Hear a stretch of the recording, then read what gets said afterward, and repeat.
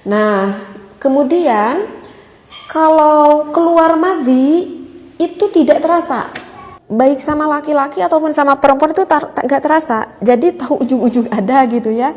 Misalkan di pakaian kita ataupun di celana dalam kita tahu-tahu udah ada basah. Nah itu yang dikatakan madhi. Berbeda dengan keluarnya air mani. Kalau keluarnya air mani itu keluarnya itu akan terasa seperti itu. Lantas apa lagi ya? Kalau madhi perempuan dan laki-laki perbedaannya adalah biasanya kalau madhi laki-laki itu lebih sedikit, keluarnya lebih sedikit.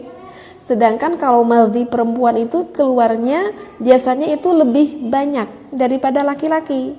Tetapi walaupun banyak bagi seorang perempuan, maaf ya, kalau di laki-laki kan itu akan tampak terlihat tuh madhinya. Tetapi kalau madhi di perempuan itu walaupun agak cenderung banyak, tapi nggak akan terlihat. Karena ya karena di dalam kan yang perempuannya. Itu kenapa yang perempuan itu madhinya itu lebih banyak. Itu kan maksudnya adalah fungsinya justru agar lubrikasi itu agar nanti ketika sang suami mau memasukkan kepada sang istrinya, maka sang istrinya itu tidak terasa kesakitan karena udah ada basah, udah ada madhi itu, udah ada basah. Nah Allah ciptakannya seperti itu. Jadi kenapa air madhi itu lebih cenderung banyak daripada laki-laki, seperti itu. Kemudian apalagi ya yang barusan dibaca. Untuk ciri yang terakhir ini mungkin kalau misalkan seorang perempuan udah ngeluarkan madhi itu nggak akan terasa lemas.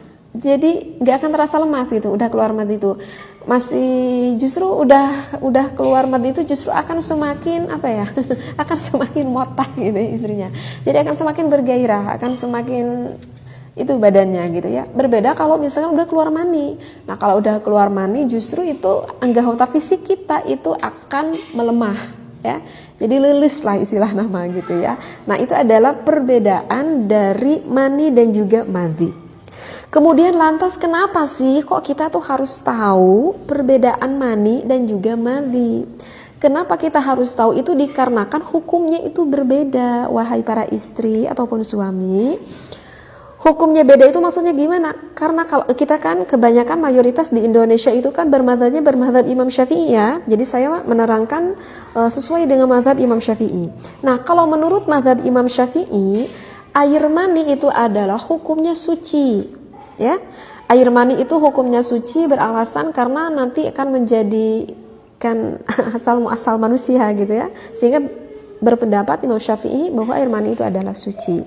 Nah, berarti kalau suci, andaikan air mani tersebut terkena nih ke badan kitanya gak najis, ya.